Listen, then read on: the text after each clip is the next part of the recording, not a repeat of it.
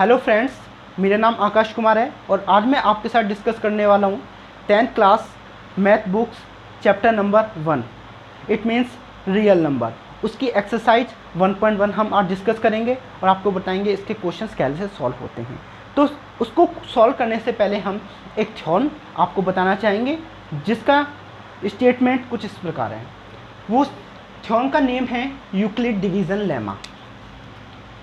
Euclid division lemma.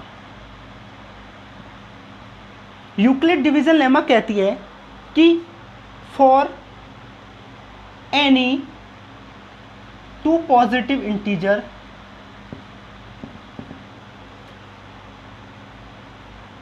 A and b, कोई दो integer a और बी हैं जिनके लिए देयर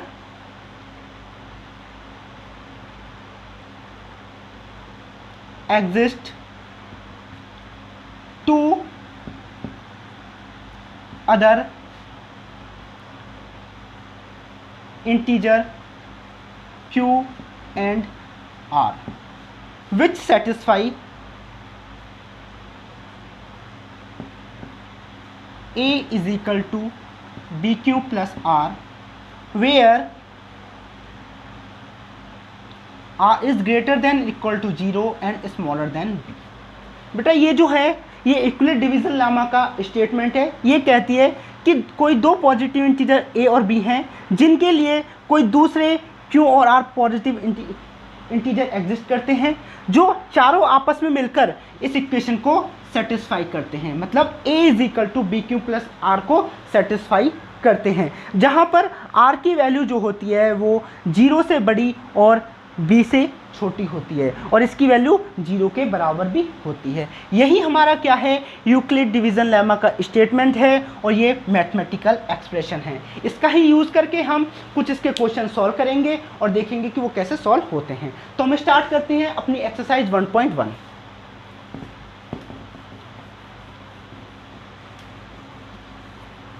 देखते हैं हम अपनी एक्सरसाइज 1.1 जिसका क्वेश्चन नंबर फर्स्ट कहता है use Euclid division lemma find the HCF. आपको क्या करना है, by using Euclid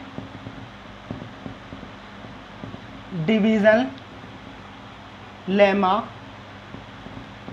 find the HCF of. ठीक है, आपको यूक्लिड डिवीज़न लेमा का यूज़ करके एचसीएफ फाइंड आउट करना है। तो हमारा फर्स्ट क्वेश्चन है 135 एंड 225।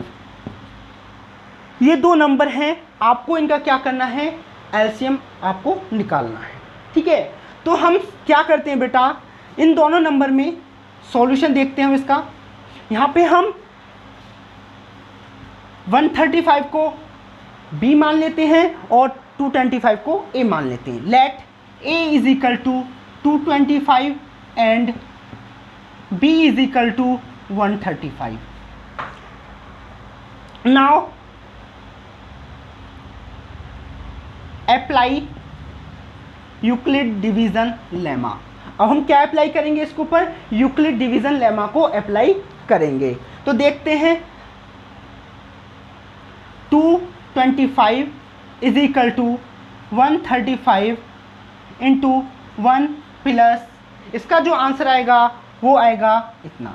इसका मतलब ये बेटा, जब हम 135 को 1 टाइम डिवाइड करेंगे यानी कि 1 टाइम मल्टीप्लाई करेंगे और उसमें 90 ऐड करेंगे तो हमारा ये आ जाएगा। यानी कि अगर a की वैल्यू हमें 225 लानी है तो हमें b की वैल्यू 135 रखनी होगी और q की वैल्यू 1 और r की वैल्यू 90 रखनी होगी। तो यहाँ पे बेटा आप क्या देख रहे हो कि r की जो वैल्यू है वो 90 है।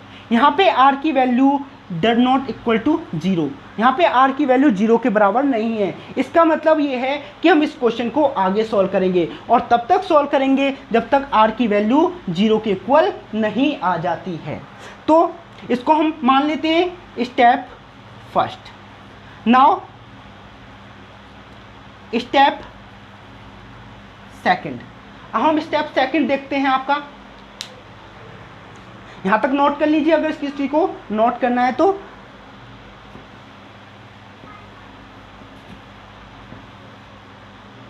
Step second, here A is equal to 135 and B is equal to 90. So apply Euclid division lemma. 135 is equal to 90 into 1 plus 45. तो बेटा अगर हम इन दोनों पे यूक्लिड डिवीजन लेमा अप्लाई करेंगे तो कुछ इस तरीके से आएगा। हम 90 से 135 को डिवाइड करेंगे तो 1 टाइम जाएगा, रिमाइंडर हमारा 45 बचेगा, तो आर की वैल्यू हमारी कितनी हो जाएगी, 45 हो जाएगी।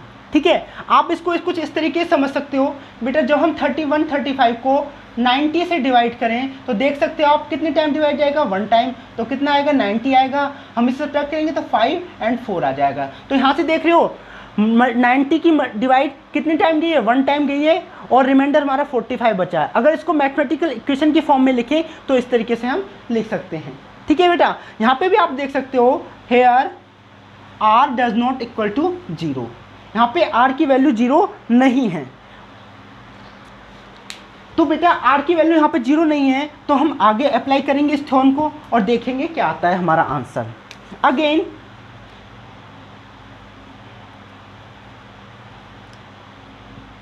स्टेप 3, here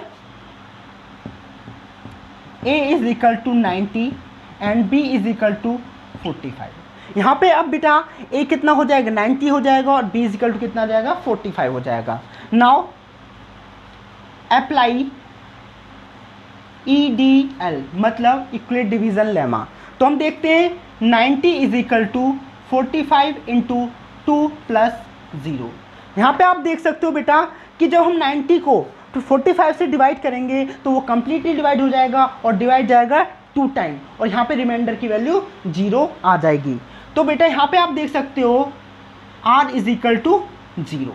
अब बेटा यहाँ पे r इज इक्वल टू 0 आ गया है, इसका मतलब ये क्वेश्चन यहीं तक ही सॉल्व होगा, इससे आगे अब सॉल्व नहीं होगा। और हम पता करेंगे कि भाई यहाँ पर HCF की जो वैल्यू होगी वो क्या होगी। ठीक है, अब देखिए बेटा यहाँ पे हम 90 को किससे डिवाइड कर रहे हैं, 45 से डिवाइड कर रहे हैं, और कितने टाइम डिवाइड जा रहा है, 2 टाइम डिवाइड जा रहा है, जिसके कारण यहाँ पे r की वैल्यू 0 आ रही है। तो डिवाइड किससे कर रहे हैं, 45 से कर रहे हैं। तो हमारा जो HCF होगा 135 और 225 का वो 45 हो जाएगा। तो हम यहाँ से लिख सकते हैं so the HCF of 225 and 135 is 40।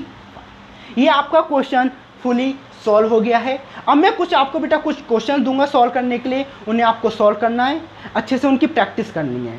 ठीक है, और नेक्स्ट क्लास में जब हम आएंगे तो इससे आगे आपका क्वेश्चन सॉल्व करके दिखाएंगे और बताएंगे कि वो क्वेश्चन आपको कैसे सॉल्व करना है, किस तरीके से सॉल्व करना है, और क्या टिपिकलिटी होती है उनको सॉल्व करने के लिए, उनको हम कैसे फाइंड आउट करेंगे। तो मैं यहाँ पे कुछ आपके लिए क्वेश्चंस लिख रहा हूँ, उनको ध्यान से और प्रैक्टिस करनी है और उनको समझना है।